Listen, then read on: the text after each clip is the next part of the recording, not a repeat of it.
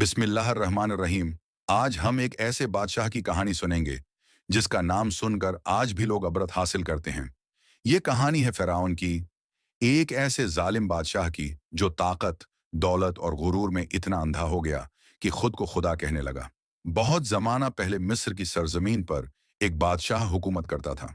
उसका नाम फ़िरौन था। फ़िरौन बहुत ताकतूर था। उसके पास बड़ा लश्कर था, अजीम महलात थे, बेशुमार खजाने थे और हजारों गुलाम उसके हुक्म पर चलते थे। लोग उससे बहुत डरते थे। कोई उसके सामने आवाज बुलंद नहीं कर सकता था। लेकिन फ़िरौन की सबसे बड़ी बुराई उसका गुरूर था।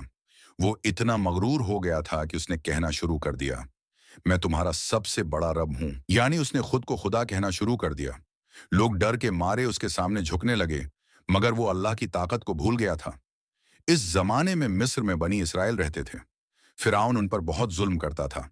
वो उनसे सख्त मशक्कत करवाता, उन्हें मारता पीटता और उन्हें अपना गुलाम समझता था। फिर एक दिन फ़िरौन ने एक अजीब ख्वाब देखा। उसने ख्वाब में देखा कि बनी इसराइल में एक बच्चा पैदा होगा जो उसकी सल्तनत को ख़त्म कर देगा। ये ख्वाब सुनकर फ़िरौन खौफजदा हो गया। उसने हुक्म दिया कि बनी इसराइल में जितने भी लड़के पैदा हों, सबको कत्ल कर दिया जाए, सिर्फ लड़कियों को जिंदा छोड़ दिया जाए। ये बहुत बड़ा जुल्म था। मासूम बच्चों को सिर्फ इस डर से कत्ल किया जाने लगा कि कहीं उनमें वो बच्चा ना हो जो फ़िरौन के ज़वाल का सबब बने। इसी दौर में अल्लाह के हुक्म से हज़रत मूसी अलैहिस्सलाम पैदा हुए। अल्लाह ने हज़रत मूसी अलैहिस्सलाम की वालदा के दिल में ये बात डाली कि बच्चे को एक संदूक में रखकर दरिया में बहा दो। सोचें, एक माँ के लिए ये कितना मुश्किल लम्हा होगा, अपने निन्हे बच्चे को संदूक में रखकर दरिया के हवाले करना। लेकिन वो अल्लाह के हुक्म पर यकीन रखती थी। अल्लाह ने अपने वादे के मुताबिक इस संदूक को महफूज रखा। वो संदूक बहते बहते फ़िरौन के महल तक पहुंच गया। जब महल वालों ने संदूक खोला तो अंदर एक खूबसूरत बच्चा था। फ़िरौन की बेवी आसिया ने बच्चे को देखा तो उसके दिल में मोहब्बत आ गई। उन्होंने कहा, उस बच्चे को कत्ल ना करो, शायद ये हमारे लिए फ़ायदेमंद हो या हम उसे अपना बेटा बना लें। यूं अल्लाह ने हज़रत मूसी को इसी फ़िरौन के महल में परवरिश दी जो इन्हें कत्ल करना चाहता था। ये अल्लाह की कुदरत थी। जिस बच्चे से फ़िरौन डरता था, वही बच्चा उसके महल में पलने लगा। वक्त गुजरता गया और हज़रत मूसी बड़े हो गए। अल्लाह ने इन्हें नबूत आता फरमाई और हुक्म दिया कि फ़िरौन के पास जाओ और उसे अल्लाह का पैगाम सुनाओ। हज़रत मूसी अपने भाई हज़रत हारून के साथ फ़िरौन के दरबार में पहुंचे। उन्होंने कहा, हम रब्बुल आलमीन के रसूल हैं, बनी इसराइल को हमारे साथ जाने दो और अल्लाह पर ईमान ले आओ। ये सुनकर फ़िरौन हंसने लगा। उसने गुरूर से कहा, क्या तुम मुझे छोड़कर किसी और को रब कहते हो? हज़रत मूसी अलैहिस्सलाम ने अल्लाह के हुक्म से मोजज़ात दिखाए। उन्होंने अपना असा ज़मीन पर डाला और वो एक बड़ा एधा बन गया।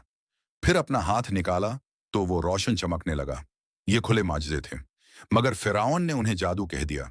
उसने पूरे मुल्क के जादूगरों को जमा किया ताकि वो हज़रत मूसी का मुकाबला करें। सब लोग एक बड़े मैदान में जमा हुए। जादूगरों ने अपनी रस्सियां और लाठियां फेंकें और लोगों को यूं लगा जैसे सांप दौड़ रहे हों।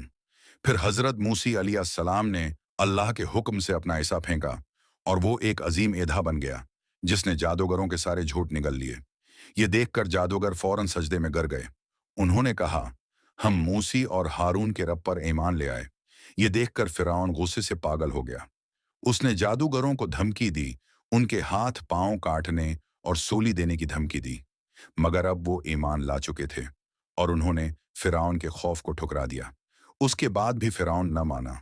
अल्लाह ने उस पर कई निशानियां भेजीं। कहत आया, टडियां आईं, जुएं फैलें, मेंढक हर तरफ भर गए और पानी खून बन गया। ये सब अल्लाह की निशानियां थीं, मगर फ़िरौन हर बार वादा करता और फिर मकर जाता।